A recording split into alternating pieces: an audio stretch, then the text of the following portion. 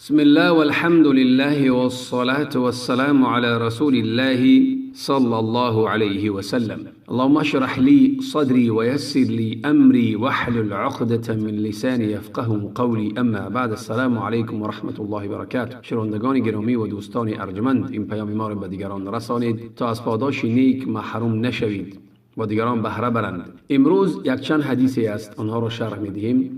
حدیث‌های کوتاه درباره چی است؟ درباره کسی که از یک قوم میترسد، یا که از یک شخصی میترسد، یا که از دشمنی میترسد. پس باید چی دعا را بگوید که الله او را از دشمنش، یا که از یک قوم، یا که از اون کس، یا که از پادشاه ظالم است، برای که حاضر بسیار ظلم زیاد شده ایستاده است برای مسلمانان. برای همین دعاهایی که هستند ان شاء الله میکنید الله عز و جل با صدق میکنید، الله شما را از دشمناتان، از طاغوتا، از دیگر ظالما و ستمگرا الله شما را حفظ و حمایه میکنند. یکم حدیثی که درباره او ما سخن میزنیم، این حدیث همون حدیثی دراز است. وقتی که پیغمبر صلی الله علیه و سلم از مکه هجرت میکند، وقتی که میرود، خلاصه گپ، یکی از همون قریشیان که نامش سراقه ابن مالک بود، پیغمبر در رحله چی بود؟ رحله که هجرت یک پیغمبر از مکه کرد. در نیم راه همون انسان نامش سراقه ابن مالک بود. آنها را چی میکند؟ آنها را دریاب میکند، به آنها میرسد، از دنبال آنها میرود. که این حدیث ابوبکر رضی الله عنه میگوید ما به راه برآمدیم و قوم، یعنی قریشیان، از پس ما بودند. از آنها یگان کس به ما نرسید مگر سراقه ابن مالک، در بالای اسب سواره بود. پس من به پیغمبر گفتم ای رسول الله، از پس ما آمده ایستادند، ما را طلب دارند. پس پیغمبر صلی الله علیه و چی گفت؟ لا تحزن ان الله معنا، هرگز غمگین مشو، الله با ماست. هنگامی که به ما نزدیک شد، بین ما و بین او، ای بین سراقه ابن مالک با اسب که بود، مقدار یک رمح، یک نیزه، یا که دو نیزه، یا که سه نیزه، یعنی که 3-4 متر 5-6 متر. پس گفتم ای رسول الله، این مرد ما را دریافت کرده ایستاده است. و بکیتو، و گریه کردم. پس پیغمبر صلی الله علیه و گفت که چرا گریه میکنی؟ پس گفتم اما والله برای نفس خودم من گریه نمی کنم، ولی برای تو ای پیامبر بزرگوار صلی الله علیه و سلم. پس در همینجا پیغمبر چی گفت؟ خلاصه گپ همینجا است که پیغمبر صلی الله علیه و دعا کرد و گفت اللهم اکفناه بما شئت. اللهم اکفناه، همین دعا را بکنید.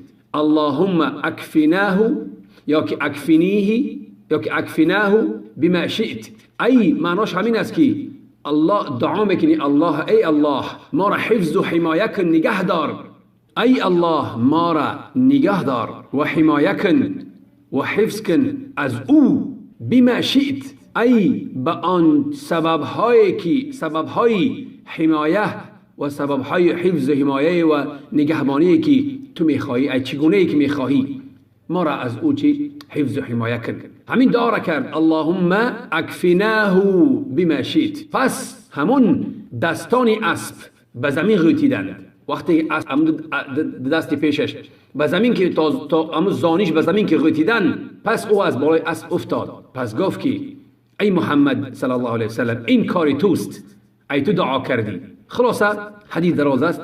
حدیث در امام احمد است در مسندش و اسنادش صحیح علی شرط امام مسلم است. حدیث دیگر درباره به همین معنا آمدگی است که از صهیب الرومی درباره قصه اصحاب الاخدود می رود.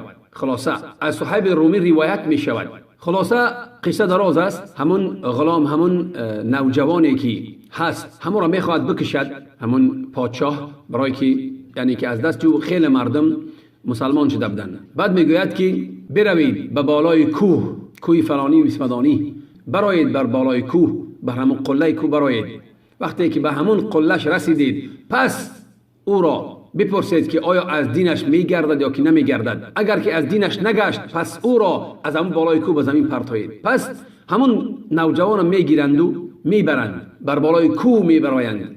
وقتی که بر بالای کوه میبرند، پس همون نوجوان چی میگه؟ همون جوان میگه که اللهم اکفنیهم بما شئت، میگه که ای الله مرا حفظ و حمایه کن از اینها، تو برای اینها بسنده هستی و چگونه میخواهی اینها را نیست و نابود کن. پس همون کو میلرزد، همون 2 نفر یا که همون چند کسی بدن از بالای کو میافتند. پس اون نوجوان از بالای کو میفرد و پیش پادشاه میاد. خلاصه قصه دراز است. برای همین در همین چی میگه؟ اللهم اکفینیهم بما شئت، یعنی مرا از آنها نگه دار، از همون نفرانی که اینم برده بدن، و حفظ و حمایت کن به همون سبب های حمایت و چگونه ای که میخوایی مرا حمایت کن. خصوصا الله عزوجل آنها را از آن بالای کول امر میند کو میلرزد، آنها از بالای کو میافتند. حدیث در امام مسلم است 3005 حدیث دراز است که قصهش این یکم دعای بود که پیغمبر در مقابل یا که در از کسی که میترسید که برای قومش ضرر نرسونن یا کیجی همین دعا را میکرد. اللهم اکفینیهم، اگر جمع باشن چند کس اللهم اکفینیهم بما شئت، اگر یک کس باشد تو یک کس باشی اللهم اکفینی بما شئت. باز دویم دعایی که پیغمبر صلی الله علیه و سلم میکرد از ابی موسی اشعری روایت می شود.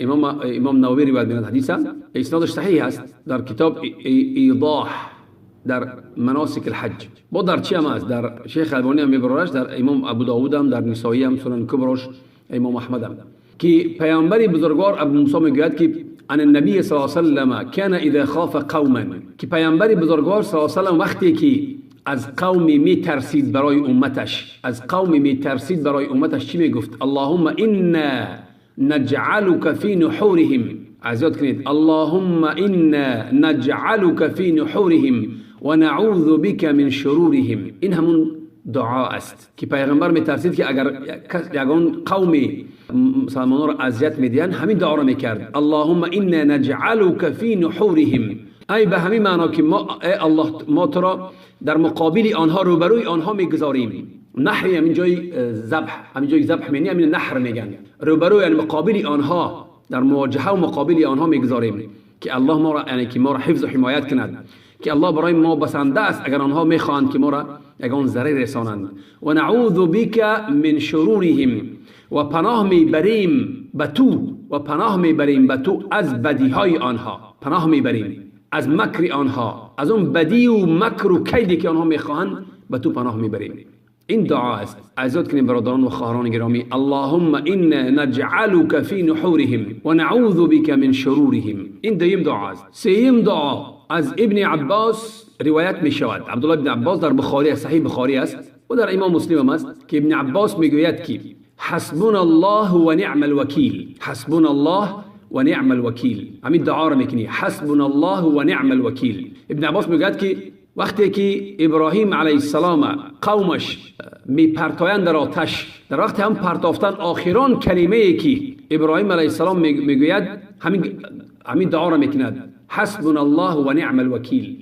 همین سخن میزند. و ابن عباس باز میگوید که وقالها محمد، و این سخن کی بگد با محمد صلی الله علیه و سلم در کدام حالت؟ در همون وقتی که این در سوره چی اومده است؟ آل عمران 173 آیت، هم آیتی است که الله عز و جل میفرماید الذين قال لهم الناس ان الناس قد جمعوا لكم فاخشوهم فزادهم ایمانا وقالوا حسبنا الله ونعم الوکیل. همین دعا را میگن. خلاصه الله عز و جل میفرماید که همان کسانی که مردم منافق یعنی قریشیان به شما گفتند، ای به پیغمبر و به صحابگان گفتند، مردم منافق، بیشک مردمی کافر مکه بر ضد شما جمع آمدند، گرد آمدند، پس از آنها بترسید. ببین چی میگن؟ پس از منافقا در همه وقت در دل مردم مسلمان بیم می اندازند، ترس می اندازند که از کافرها بترسند. پس اما این سخن گفتند که بترسید، این سخن بجایی که به دل آنها ترس شود برعکس شد، بر آنها ایمان آنها را افزود، ایمان صحابگان و پیغمبر را افزودند. گفتند که حسبنا الله و نعم الوکیل، الله ما را بسنده است، الله برای ما کافی است و او بهترین کارساز و نگهبان و یاوری ماست. بهترین چی است؟ بهترین کارساز و یاوری ماست. حسبنا الله و نعم الوکیل. همین معنا را دارد. انسان وقتی که از یک چیز میترسد، پس همین را یا که یک از ظلمش میکند، همین را بگد حسبی الله و نعم الوکیل. این سوم دعا بود. چهارم دعا از انس بن مالک رضی الله عنه، کسی که میگوید، یعنی که وقتی که از خانه برآمد که بگوید که بسم الله توکلت علی الله ولا حول ولا قوة الا بالله. به نام الله و به او توکل کردم. ولا حول ولا قوة الا بالله. و نه حولی ای تغییری از یک حال به حال دیگر و نه قوت مگر برای کی است؟ برای الله است. پس برای او گفته می شود بسنده است برای تو و حمایه کرده می شوی و هدایت شدی و شیطان از تو دور می شود. این برای وقتی که از خانه می برایی که یگان چیز ضرر نرسد. یا که یک غمگینی تو را فرا گرفت، غم و اندوه. پس از ابن عباس روایت می شود که پیامبر بزرگوار صلی الله علیه و آله می فرماید لا اله الا الله العظیم الحلیم، نیست معبودی بر حق شایسته عبادت مگر الله، اللهی که بزرگ و با شکوه است و حلیم است. لا اله الا الله رب العرش العظیم، نیست معبود بر حق شایسته عبادت پروردگاری عرشی بزرگ. لا اله الا الله رب السماوات و رب الارض و رب العرش الكریم. لا اله الا الله پروردگاری آسمان ها و پروردگاری زمین و پروردگاری رب عرشی کریم. حدیث در بخاری مسلم است. باز حدیث دیگر است از پیغمبر صلی الله علیه و آله از انس روایت می شود که وقتی که انسان غم و اندوه فرا میگیرد باید بگوید که یا حی یا قیوم برحمتک استغیث. ای حی، ای قیوم، ای زنده، ای حی نام الله و قیوم نام الله پایدار همیشه، برحمتی تو من طلبی مدد می خواهم. باز دعای دیگری هست که انسان او را که میگوید یگان چیز به او ضرر نمی رسد. حدیث صحیح است از عثمان رضی الله عنه از پیغمبر بزرگوار صلی الله علیه و آله که میفرماید کسی میگوید که بسم الله الذي لا يضر مع اسمه شيء في الارض ولا في السماء وهو السميع العليم. بسم الله الذي، بنام الله که بنام او ضرر نمی رسد، بنام الله ای بنام او چیزی در زمین و نه در آسمان و او شنوا و داناست. بسم الله الذي لا يضر مع اسمه شيء في الارض ولا في السماء، بنام الله که با همراهی نام او یا که با نام او چیزی نه در زمین و نه در آسمان و او شنوا و داناست. 3 بار کسی میگوید پگاهی یا که بیگاهی هیچ چیز او را انشاءالله که ضرر نمی رساند. باز دعای دیگری است که به همین معنا پیامبر بزرگوار صلی الله علیه و آله می فرماید که کسی که یگان جا می رود، یگان خانه کسی که در سفر میکند، پیغمبر صلی الله علیه و آله می گفت که اعوذ بکلمات الله التامات من شر ما خلق، پناه میبرم به کلمه های الله، کلمه های پره الله از شری آن چیزی که آفریده است. خلاصه همین دعای بدن که انسان اگر همینا را از یاد کند و بگد الله عز و جل او را حفظ و حمایه میکند از بدی هر کس، خواه دشمن باشد، خواه پاچا باشد، خواه ملیسه باشد، در کجایی نباشد، خواه دشمن باشد، الله عز و جل او را حفظ و حمایه میکند انشاءالله. این دعا را از یاد کنید برای فایده خودتان برادرای گرامی و به دیگران رسانید و از دعای نیک خود ما را فراموش نکنید.